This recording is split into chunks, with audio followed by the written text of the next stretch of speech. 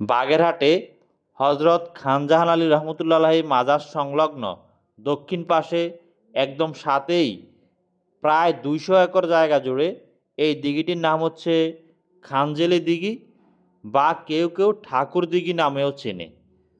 খানজাহান আলী রহমতুল্লাহ আলাহি এই দিঘিতে কালা পাহাড় ও দলা পাহাড় নামে কয়েকটা কুমির ছেড়েছিলেন, যেগুলো পরবর্তীতে মারা যায়।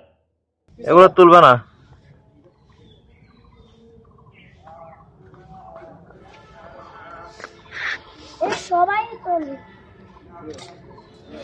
সবাই মানে তুমি আমি আমরা। কালা পাহাড়কে এখনও বাগেরহাট জাদুঘরে মমি করে রাখা হয়েছে। এছাড়া এই দিঘিতে পরবর্তীতে অনেকগুলো স্বাদু পানির কুমির ছাড়া হয়েছে। উল্লেখ্য, খানজাহান আলী রহমতুল্লাহ আলাহি বাগেরহাটে ৩৬০টি দিঘি খনন করেছিলেন।